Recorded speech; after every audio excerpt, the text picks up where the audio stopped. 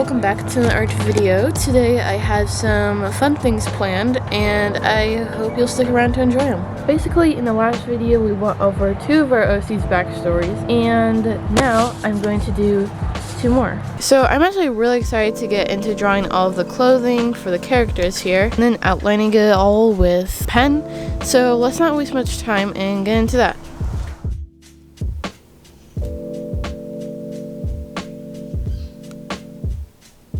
So, out of these 2 characters, we are going to start with Raven first. So, I will put Sam to the side. And basically what I'm going to do is I'm going to start working on the clothing here. And then I will go in and work with pen to go over everything here. But that's later. So, for now, we're going to work on the outfit. But I also have some backstory to tell you guys. So, yeah. Birth name, Kazimir Volkov. Alias, Raven. At the young age of 5, Kazimir was found and taken in by the Russian military alongside his brother Boris, who was 3 at the time. They were found in the dead of winter, hiding in the remnants of their burned village. Their hometown had been greatly affected by the ongoing war, leaving few survivors. The Russian patrol who found the 2 boys took them in to the nearest base. There the commander gave them names. Kazimir, Destroyer of Peace, like geez, you sealed his fate there, giving Kaz a name that means Destroyer of Peace, like Jesus. And Boris, which means like fighter or wolf, which I guess I suppose that isn't too bad. The base becomes their only home, the soldiers their only family. Kaz and Boris basically become the commander's sons. They're taught to shoot, march, and obey, with a disciplined military mindset engraved early on into the 2 boys. So while the commander on base takes a more fatherly role for the boys, higher-ups begin evaluating them for special conditioning. Kazimir is one of their main projects. They shape his anger into something they can easily control and use. Kazimir is exposed to harsh training and cruel mind games from an early age. To them, he's just a toy, an experiment for them to play around with, someone they can easily manipulate and use to their own advantage in later years. And he was the perfect soldier in making. Now, the commander tries his best to protect Kaz from the worst of the system, but loses his control as Kaz proves too good to waste on menial duties. Menial duties. Is that how you pronounce menial? I don't know. Sketching, done. Now, outlining. Between the ages 10 and 14, authorities believe they are creating the perfect war monster out of Kazimir. He's a ruthless fighter when it comes to hand-to-hand combat and has been fully enlisted in training programs. His fury and rage are sought after. In fact, it's encouraged while crafting him into a mindless killer. He's taught to suppress fear and guilt, told emotions equal weakness. Now we find ourselves between the ages of 15 and 18. The higher-ups have succeeded in creating their personal killer machine, but can they control it? Here's where Kaz starts rebelling greatly. His anger is now angled toward them. In a frenzy to fix him, they send him on a mission at 17 years old. This mission is where Kaz gets his first kill, face to face. But when he returns, he does not feel proud or noble. No, he feels he's become the monster they've made out of him. The mindless killer who obeys orders without thought, which is exactly what they wanted. In his return, he just becomes more aggressive and cynical of his leaders. He's mad at those who shaped him into what he is now, but mostly, he's angry at himself for letting it happen. So one day, when Kaz is 18, he disappears. It was quite sudden and quiet, but not unexpected. He left the only home he had ever had, his 2 younger brothers, and his many comrades. So, after all of this, he joined a mercenary group. It was short-lived, but this is where he met Ignat, who would become a very trusted, important brother to the Volkovs. Here's my character of Ignat here, just so you kind of know what he looks like. And, there's sort of a lot to discuss here, but basically, Kaz gets injured with his mercenary group, and that injury is, due to fire. Yes, he was trapped in a burning building. Doesn't that sound exciting? Yes, quite lovely indeed. But Ignat Ignat luckily saves him in time so his face doesn't melt off, and the mercenary group that they were with basically just leaves Ignat and Kaz to defend for themselves because, well, they don't want to get caught by authorities because they're kind of on the run right now, and Kaz needs time to rest, so Ignat stays with him and makes sure he can, well, heal up fine. But while Kaz is recovering, Boris finds him. Not too long ago, maybe a couple months ago, Boris left when he was 17 to go look for Kaz. And, well, he found him. He found his brother, and there's kind of like a big whole mess, drama situation to get him back home. But eventually, in the end, Boris brings Casimir home, back to the Russian base where Kier is, and all of their other comrades, and he's home. For now. Oh, and I forgot to mention, Ignat comes home with Kaz. So, Ignat is basically living at the Russian base now, and he's one of the Volkovs now, so yeah, this is where he comes into the story.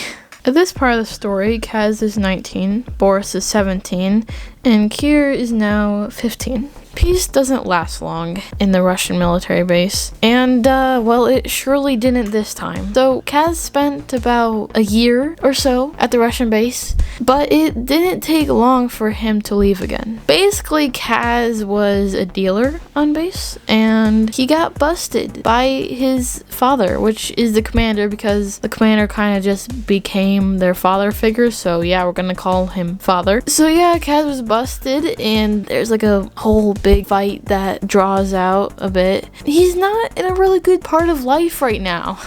You know, he got those low spots. Anyways, Casimir was relieved of duty. That's a nice way of putting it. He was discharged by his father, and this time he had a pretty good reason to leave. Yeah, and this time he also didn't just saunter over into the city next door. He left the entire country and ended up in the United States of America.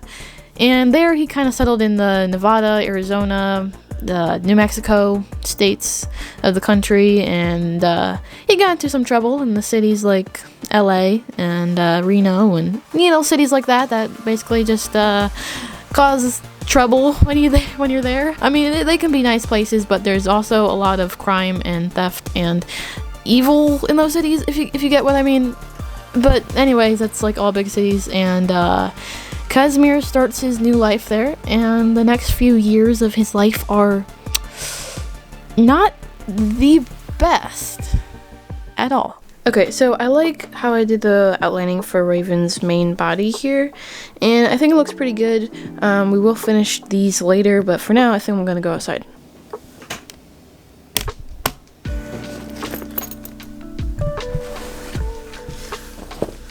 Okay, so I'm all geared up now, and I'm gonna just go around on a little bike ride, and I will take you guys with me because why not? If I see anything cool, then I'll put it in the video, but if there's really nothing, then oh well.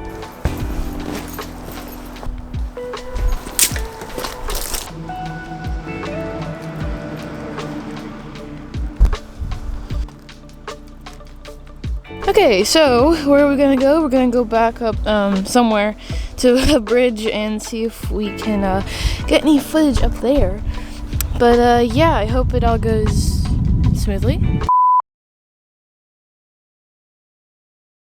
Okay, so I just reviewed some of the footage that I got on the bridge, and sadly the microphone was just a little bit distorted because it wasn't plugged into the camera all the way. So I think I can still use some of the footage, but that kind of sucks because the audio is all scratchy and like distorted sounding, but whatever, I'll get to have a closer look on it in editing.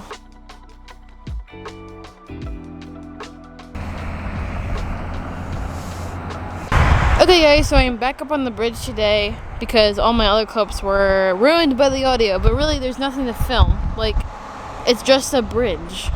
Like, yeah, you have cars below, and sometimes I get a wave out of them, but not too often.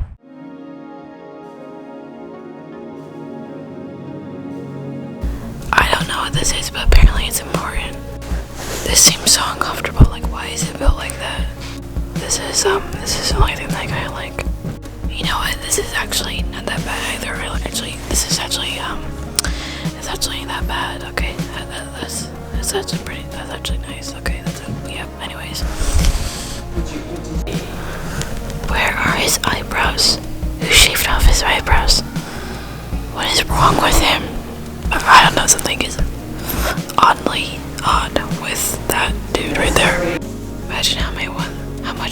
through his quests. But I don't want to break that. Imagine breaking that. That'd be awful. We got 1 camera, 2 camera, 3 camera, 4 camera, and I bet these lights could be cameras too. Imagine having to come here to work every day. Like, what would you do? This is totally from Crash Bandicoot. Wow, this is art. A piece of cloth. I could hang up a dish rag and it'd be considered art in here, I'm pretty sure. Okay, so what I'm gonna do is I'm going to smash some pieces of metal together. I'm going to put it in an art gallery and then I'm gonna sell it for $2 million. I'm gonna be rich, guys. Okay guys, I'm in an elevator, no rushing. 12 seconds later. Wow, it's chairs. I have to photograph these beautiful chairs. Oh my goodness, like look at that. Look how these curve up and down and whoa. Ta-da. Oh my goodness, what is wrong with this baby? Babies are not supposed to look like that. Well, this is basically the Mona Lisa, so I can now say I officially saw the Mona Lisa, yay. I'm pretty sure these are torturing tools. They look like it. 2 hours later. Okay, so this outside area is, I think, the best part. I mean, look at this. You can just like run, jump up, and then you're on this big rock. Cause I like rocks sometimes. Cause rocks are rocks. So.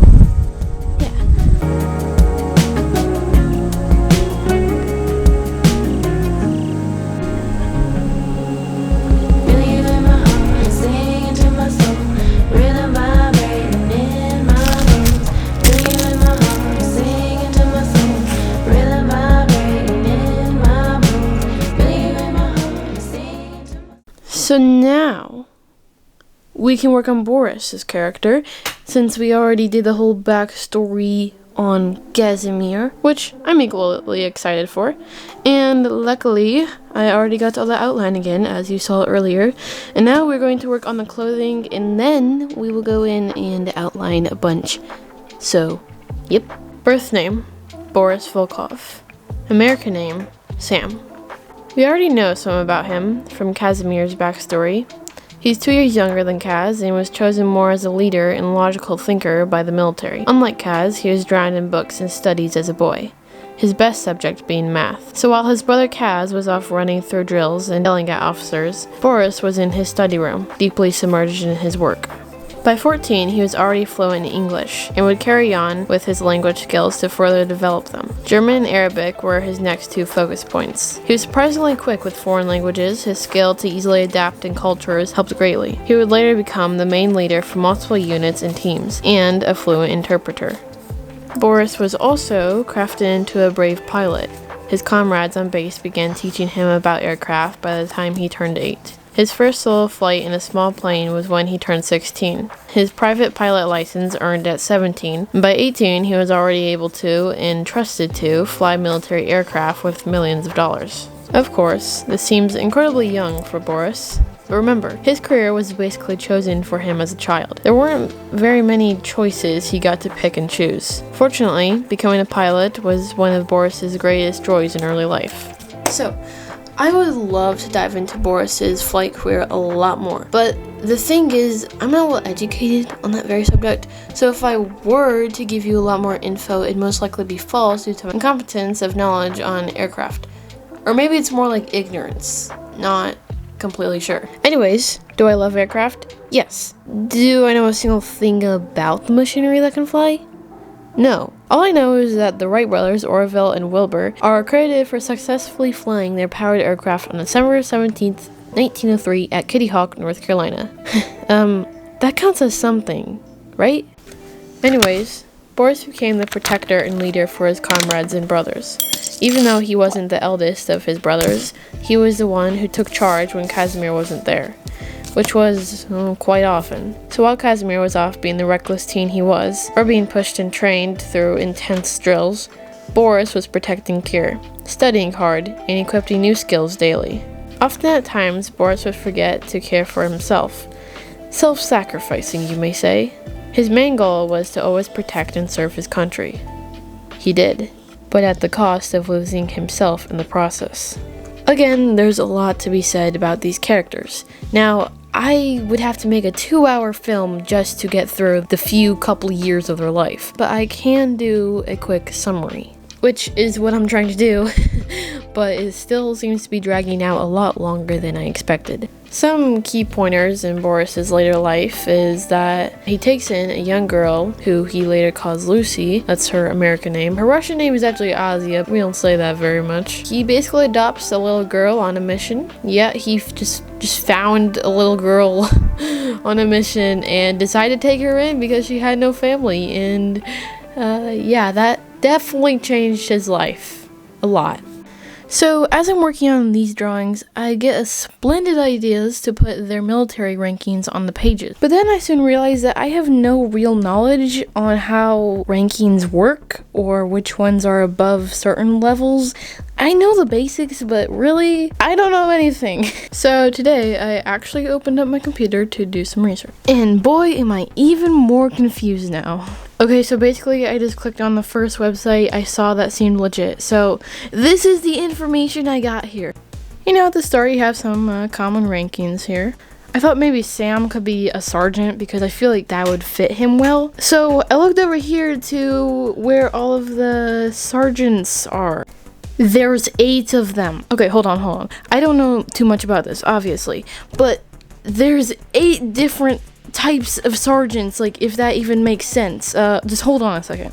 Okay, just look. You have sergeant, staff sergeant, sergeant first class, master sergeant, first sergeant, sergeant major, command sergeant major, sergeant major of the army, and then it goes into warrant officers. How am I supposed to know what all of these mean? And of course, these are American rankings. I'm looking at American rankings in the military for Russian soldiers. Doesn't that make perfect sense? Okay, but really, I try to understand the Russian rankings and how all of them work, but I don't even understand the American military rankings. So I'm just confused. So yeah, they're gonna have American rankings even though they're in the Russian military, and that's not how it would work, okay? Wait a second here. So this is just army. Oh, so these are just army ranks. Oh yeah. Oh, there's Navy? Wait. Of course there's Navy. Oh, okay. Oh, there's Air Force. Yep. Marine Corps. Totally. Look at all of those, okay? Oh, yeah, and then you have Coast Guard here. Yeah, okay. Anyways, so that's just for the army. These are just for the army. But they're... Stop it. But they're all different. Like, this is Navy ones. Look at all these. Look, I don't even know how to pronounce some of these. And then you got the Air Force and all that, blah, blah, blah. These guys are in the army, right? Wait. Okay, so I know this isn't really going to make sense in real life because, well, number one, these are fictional characters, and number two, I can give them whatever jobs or rankings I want. So Sam here, he's a pilot, but he's also a soldier, basically like just helps with missions greatly. He's a good leader, so that's him. And then we have Raven over here. He's kind of just, I don't know, he's kind of just on his own. He's an assassin, sorta, infiltration specialist, that type of stuff. But he's really good at just solo missions, so he's not just a normal soldier in a unit, you know, if you get what I mean. So that is why I thought Sam would be a good field officer, you know, like a major or something, but not too high up, because they don't like to be the higher ups, because all of those guys, like all the way above your head, are the corrupt stuff up here. So they just want to kind of do their own thing. They don't want those really high ranks where they're basically telling everybody what to do, even if it's morally wrong. You know what I kind of mean. But let's see, I was thinking of like a major for him, like the 04 pay grade or whatever that stands for. Field officer, dang, that's a lot of money, but I'm sure it varies. Yeah, so anyways, let's get onto a different topic now.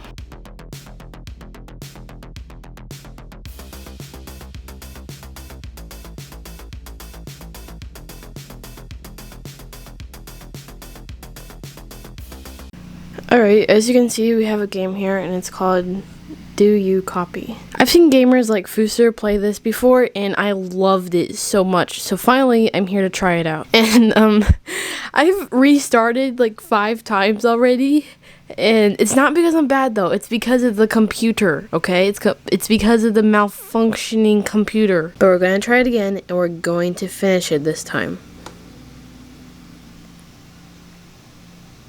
Chasing me, please! You have to help me! I don't know! Something started chasing me, so I started running. You have to help me. I'm going to die out here! This is one of my favorite parts right here.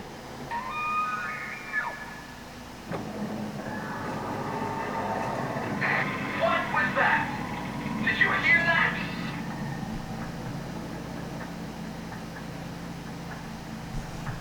I definitely lost the track, too. I think I see a lake and a cave, a mine, something like that.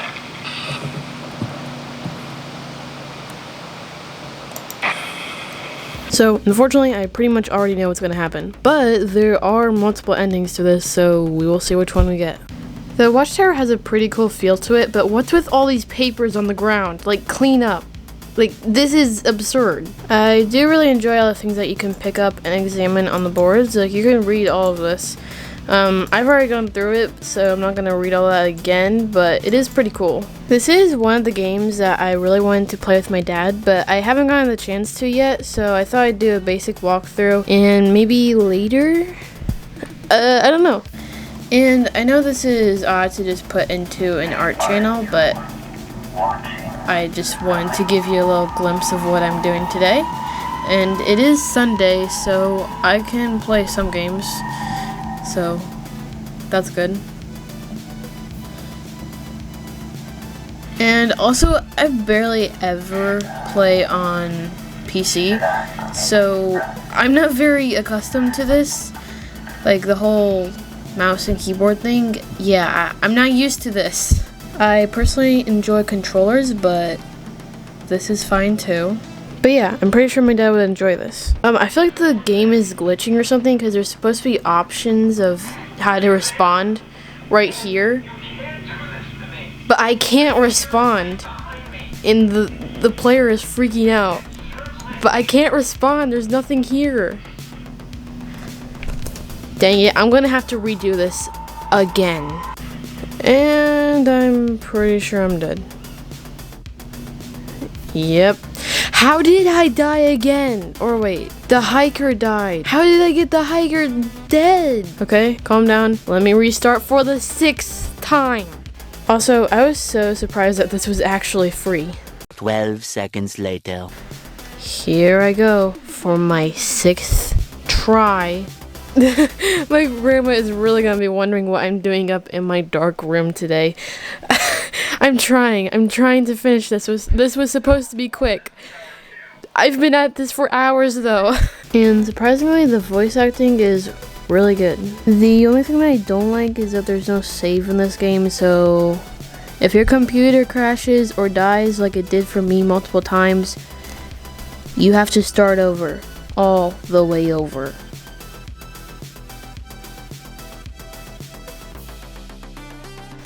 So, one thing that I love about this game is that you're not just talking to one person on the radio. There is a monster out there and it is mimicking the hiker's voice. So you have to be careful of where you direct them, because if you direct the monster to your watchtower, then the monster is going to get you. But if you lead the hiker into a wrong way, then the hiker is going to die and game over.